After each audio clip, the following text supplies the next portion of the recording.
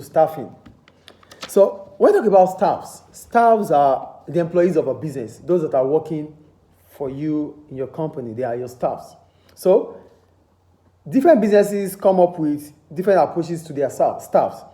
Some businesses view their staffs as assets, while other businesses view them as cost. So if you as the owner of a business view your staffs as assets, there's a way you approach them, there's a way you treat them. But if you are viewing them as a cost, there's other way you treat them or you approach them. That's what we need to talk about. So let's talk about staff as an asset. I wrote, employers who view their staff as an asset will value their employees and have concern for their welfare. So, because you feel they are an asset, they are assets to your business. So you take care, you think most of the time about their welfare because they are your staffs and you believe they are adding value to your business organization. So employers who view staff as an asset will try to meet the needs of their employees, such as acceptable remuneration, paying them acceptable salary. You pay them a salary that you feel it's okay for them. And they are taking it not because, they are not taking it conditionally. They are taking it with calmness, they are taking it with serenity, they are taking it with being happy, taking that amount of money. That means you are paying them based on what they do. Do you understand? It's acceptable for them. Like, they are happy taking such amounts. Reasonable holidays, sick leave, maternity or paternity leave, and pensions. You also let them have holiday. You don't see them like, no, you have to work. Let them have holiday. Because you want them to always be healthy. You want them to always be agile. You want them to always be motivated and happy. So they need rest too. Accord them some rest. 3, conducive environment. A safe and comfortable working environment. If you see your staffs as assets, you would want them to work in a very conducive environment. And when we talk about conducive environment, we're talking about an environment, a working environment that is safe and ideal. Is it clear? Job security and opportunity to interact with colleagues. You assure them that this job is there for them for as long as they still want to continue doing it. Let them be sure that, let them have certainty about their future in the organization, because you see them as assets. So if you see your workers as an asset, then these things will happen. You will pay them acceptable salary. You will think about their welfare. They will work in an environment that is conducive. You would invest in training. Do you understand? You will give them, you accord them holidays. Is it clear? And they will be sure about their future. Like, you always let them to understand that going forward, they are part of the plans of the organization. Is it clear? Yeah. So other businesses see their staff as a cost. And you know what a cost is? Everybody wants to reduce cost. Everybody wants to cut cost. So if you are seeing your workers, your staffs, your employees as cost, what approach will you use? So look at what I wrote here. I wrote, if employers view their staff as a cost, their focus is likely to be different. Like any other cost, they will try to minimize it wherever it is possible. Because it's a cost. You see your workers as cost. What will you do with cost? To minimize cost. So to minimize cost, these are things you want to do. 1, paying just the legal national minimum wage. You wouldn't want to pay them more than what the government is saying you should pay. Do you understand? 2, using a 0 hours contract. And when you talk about 0 hours contract, it means they're going to sign a contract that does not guarantee the time at which they're going to work. So they could work all day. They don't have any time that they won't work. They are not guaranteed the time they will stop working or they end the day. They are not guaranteed. Do you understand? 3, neglecting investment in training. If you see your staffs as assets, you will want to invest on them, right? But if you are seeing your staffs as cost, you will neglect training them because training is expensive. You wouldn't even want to do it. Is it clear? 5th one, using financial incentives to raise productivity. Because you are seeing them as cost, you believe the only thing to motivate them is to pay them certain amount of money. So instead of training them, instead of giving them holiday, time to rest, you think of investing on incentives, giving them financial incentives, paying them huge amounts so that they can work well. So you base every productivity on paying them. Do you understand what I'm saying here? So you have seen them like the only way they can be motivated is to pay them. So for any time you want to increase their productivity, or for every time you think of increasing productivity, you tip them. You're not seeing them as assets. Because if you see them as assets, you will pay them acceptable pay, acceptable salary, which would allow them to be productive. But anytime you want them to be productive, you pay them. You are seeing them as cost. I think the approach is not the same. You're paying your workers well. They are already motivated. But when it is you to pay them to increase their productivity, it is not a positive approach. It's a negative approach. You are not seeing them as assets. I think it's clear. You think you can buy them. Having penalty for employees who are late, who break rules. So because you see them as cost, every little opportunity you want to withdraw, you want to take away from their salary. Every little opportunity you want to cut off their salary. If they are late, you take their salary off. If they are absent, you take off their salary. If they break any rules, you take off their salary, because you are seeing them as costs. The last one, using cheap and inferior recruitment methods. Because you see them as, like you told me earlier, in this country, staffs are seen as what? Cost. So they employ anybody. So because you see them as cost, you employ cheap labor. You use inferior methods of recruitment. You don't want to employ quality staffs. You don't want to employ experts. You don't want to employ skilled workers, because it will be expensive for you to pay them. And you don't want to pay them because you see them as cost. You want to minimize them. So if you want to minimize, then you don't employ skilled workers. If you want to minimize cost, you won't be able to employ experts. If you want to minimize cost of wages, you won't employ specialists. So that means you are using cheap and inferior recruitment method. You don't want to pay because you are seeing them as cost. So do you understand the different approaches now? So staffs could be seen as assets. If they are seen as assets, they will be approached differently. If staffs are seen as cost, they will be approached in a way to minimize them. Any question about it? Flexible workforce. I wrote a workforce that can respond in quality and type of change in market demand. So staffs are flexible when they are able to respond quickly to the market demand. Do you understand? Or operational demand of the business. So there's going to be operational demand because there's market demand. The businesses produce for the market. So if the market demand more, then the businesses also need to demand more in terms of operation. Operation is what the business will use to provide these goods and services.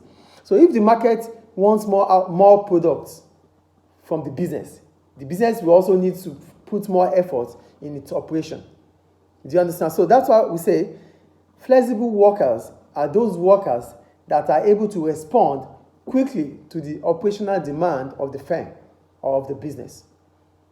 And a business will be considered as having a flexible workforce if it can quickly respond to the market demand.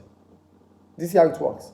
A business will be considered as having a flexible workforce if it can quickly respond to the market demand.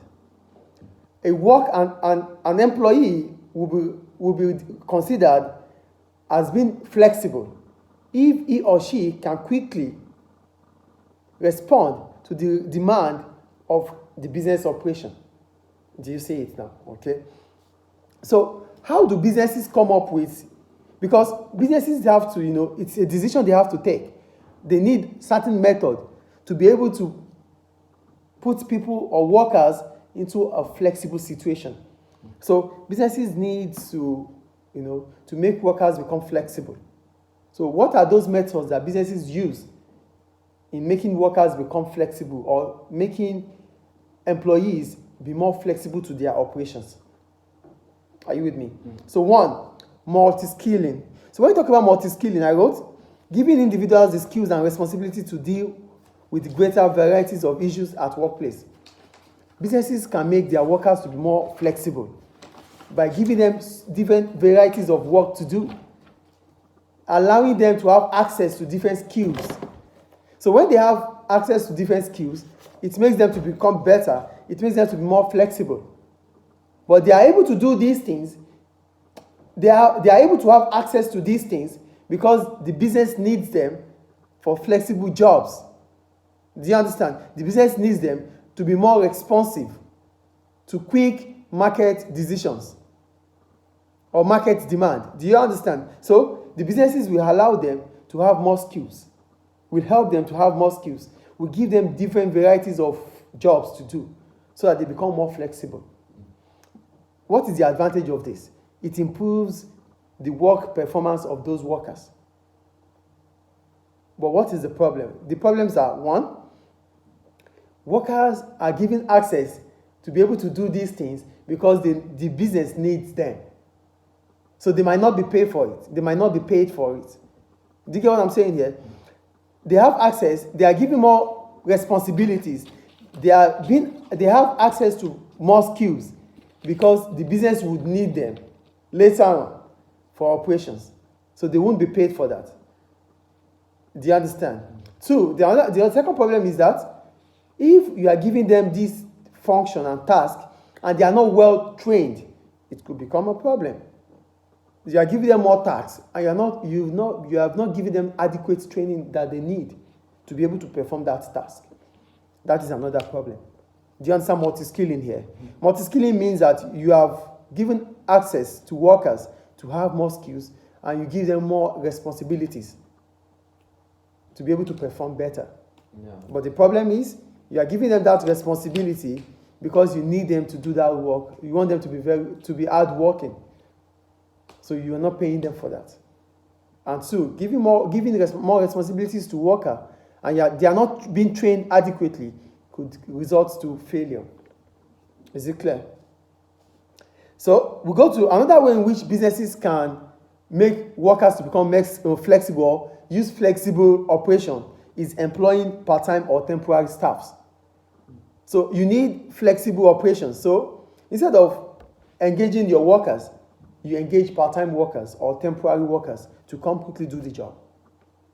Because for part-time workers, who are part-time workers? According to the Economic and Labor Review, part-time workers are workers who work less than 30 hours in a week. Do you understand what part-time workers are? So these people have flexible working hours, and your business needs flexible operation hours, right? So these people can fit into that operations. Do you understand? You need flexible working operation hours. Then you can employ flexible workers who are part-time workers or temporary workers. Who are temporary workers? Workers that are only needed for a limited period of time. They are not the same as part-time workers. Part-time workers will spend more hours with you, their own time, that they are not engaged. They have no engagement at that time. They spend it with you. They spend it at your workplace. These are part-time workers. But temporary workers, they are engaged for limited period of time. Do you understand the difference here? Yeah. So businesses could use the engagement of these workers to operate flexible hours of operation. Is it clear? Yeah. The third one. Business can engage both temporary and part-time workers when flexibility is needed for their operations. I said it already.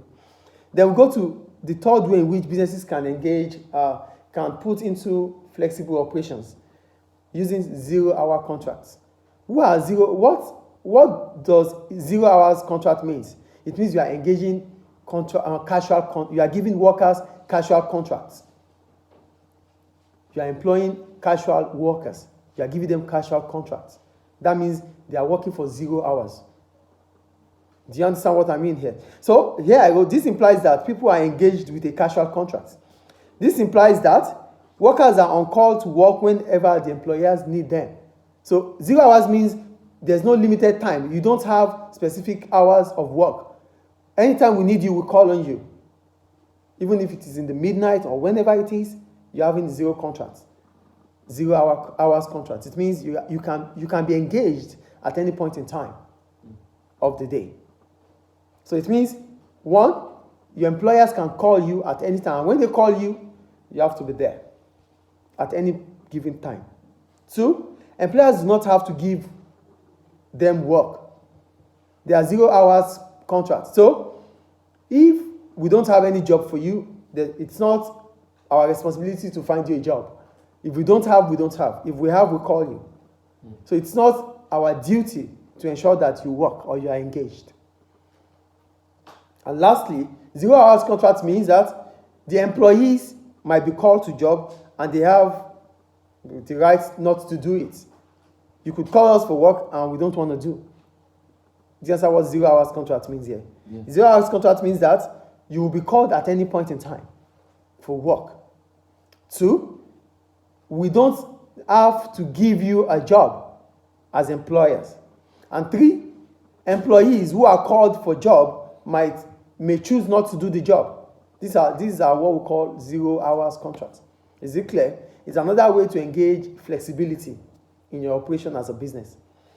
The fourth one, flexible hours and home working. When I talk about flexible hours, what do I mean? The staff works flexible hours, for example, few days in long hours. So they're not going to work every day. So they might work 3 times in a week, but do it in longer hours. So instead of working 7 hours every day, they work 3 times in a week and work maybe 14 hours daily. So in those 3 days, they're going to work more hours. Do you understand? So they will be engaged in days that they are free, but they will do more hours instead of working all day. This is what we call flexible hours. And for home working, it means your engagement, whatever you work at home. Your engagement, whatever you need to do, your tasks, you perform it at home. Is it clear? Yeah. So that's another way in which you can engage or you can use for flexible operation. Do you understand what we're talking about here? Okay. And the last one, outsourcing. So when you talk about outsourcing, what does it mean? This is a way of getting other people or business to carry out tasks that were originally carried out by your employees. So the jobs that your employees previously do or they used to do, you give it to other people to do or other businesses to do. That's what we call outsourcing. It's another way of initiating flexibility to your working hours or to your operation. Do you understand what we're talking about here? Yeah. We're talking about flexible workforce. And when we talk about flexible workforce, those workers, those staffs will not be flexible except if you imbibe flexibility into them, except if you initiate flexibility into them, except if you introduce flexibility into them. So how do you introduce flexibility into them, into your operation as a business? These are what we talked about. Employing part-time workers or temporary workers. That's a way of finding flexibility. 0 hours contract, giving workers casual contracts. That's another way of finding flexibility. Outsourcing is another way of finding flexibility. Do you understand? So all these ones, what does it imply? It means that you are able to give flexibility to your operation as a business. I think it's clear. Any question about